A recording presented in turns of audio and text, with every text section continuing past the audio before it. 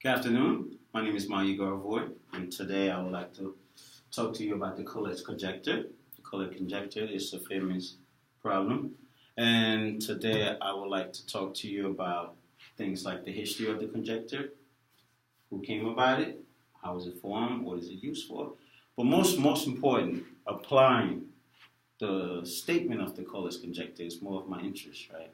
So I'm not going to get too much deep into what is being used for currently, but however, how to apply the statement of the Collet conjecture. Okay?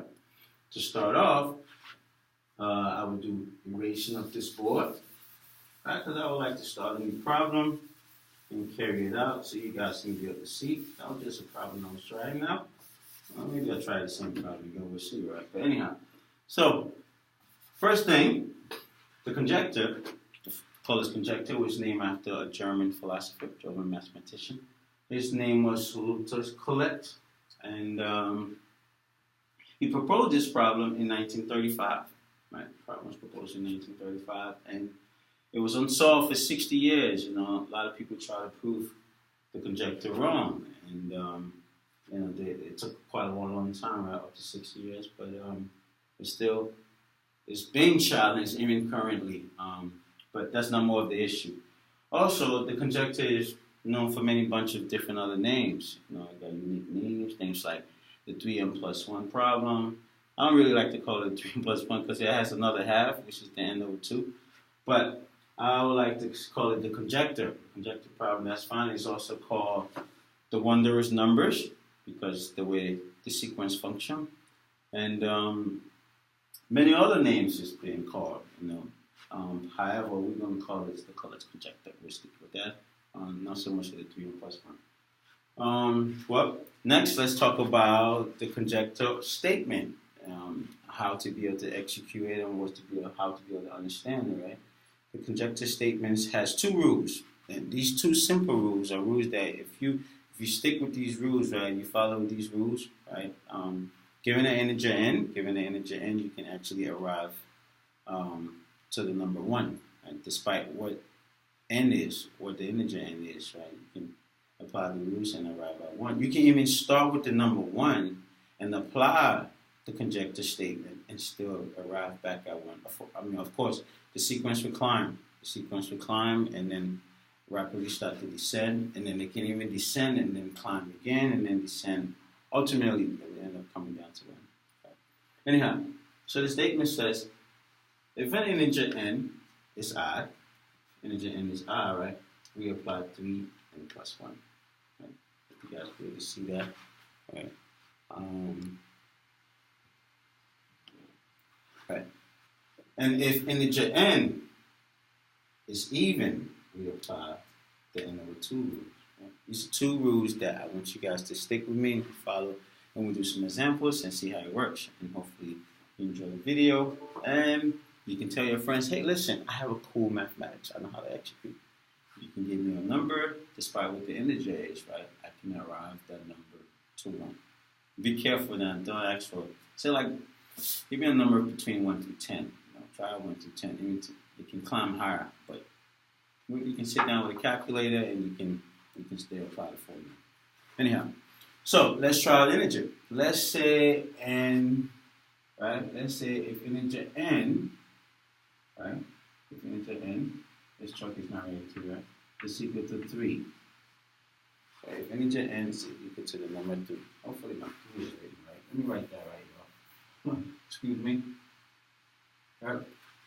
Right, so if n is equal to 3, we apply, since n is 3, n is odd, we apply the 3n plus rule, right?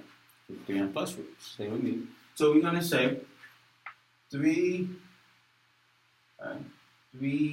times 3 plus 1, right? Because we're applying the odd rule, right? 3 plus 1, 3 times 3 is 9, plus 1 is equal to 10, right?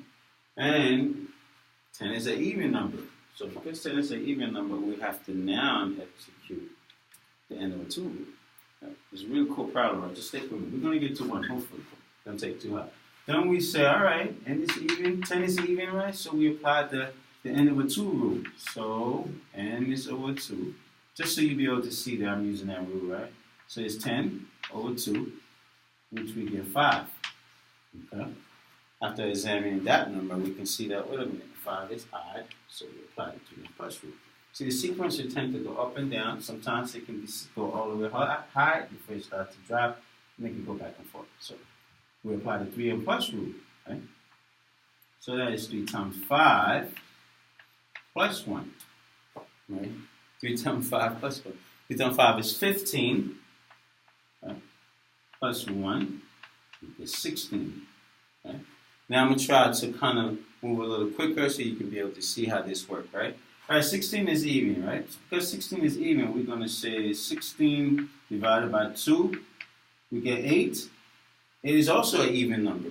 Because 8 is also an even number, I can now apply just the second rule from here. But I will make a transition that says 8 over 2 equals 4. 4 is even as well, right? Because 4 is even. Another arrow that says transition, right? Now we have 4 divided by 2. 4 divided by 2, we get another 2. Hey, wait a minute, that number is even. We can now apply the same rule, and over 2 rule, right? And we say, okay, transition 2 divided by 2 is equal to 1. A very, very, very cool mathematics, man. I want you guys to get into it, try it out. You know, see if you just pick a number, see if you can get it to 1. Right? You might be sitting out for a little while, or you might arrive at 1 through maybe 8 or 9 sequence, right? And then it could take all day. There are certain numbers that take incredible amount of sequence to be able to arrive at, right? Some of the sequences are quite long based on the number, right? But I want to save that as a secret for you. I want you to go ahead and try it out and see how many sequences it's going to take for certain numbers, right? Certain numbers, see how many sequences it could take, and it could be interesting. You know, this is something you can actually apply someday and say, hey, now I got a challenge for you. Right? Give me a phone, give me a number, and now I can have that number arrive at 1. Right? But to close out, go over how does it work again.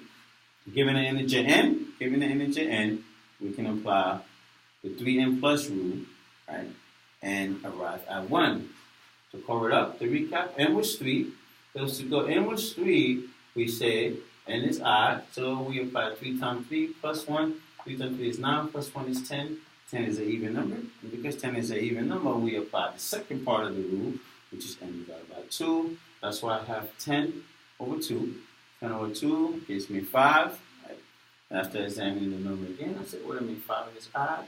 Right? It's because 5 is odd, I apply once again the 3n plus rule, 3n plus 1 rule in this position. So that's 3 times 5. 3 times 5 is 15. 15 plus 1 is 16. Right? Because 16 is even, I go back to my same n over 2 rule. Right? And I say 16 over 2. 16 over 2 gives me 8. That gives me 8. 8 is once again an even number. I apply the C sequence. These arrows are just indicating transition towards the next sequence. Right? So I apply formula again. I say 8 over 2. 8 over 2 gives me 4. Right? 4 is even. I apply the same structure, same formula. 4 divided by 2. 4 divided by 2. I arrive at 2. And then I transition again to the same formula. Why? Because 2 is even. Because 2 is even. 2 is even. I have to apply the n over 2 rule. Right? Applying the n over 2 rule, I get 2 over 2, and I arrive at 1. A very, very cool mathematics, right? Something I want you guys to really, try out. And if you like it, hey, you can have some fun with it, right? Especially if you're a mathematics person like I am, or if you're into math. If not, well, it'll just be an interesting thing to try out. My name is Manny Garvoid. This was done for Math 312, History of Math class, and I hope you guys enjoyed the video. Thank you for watching.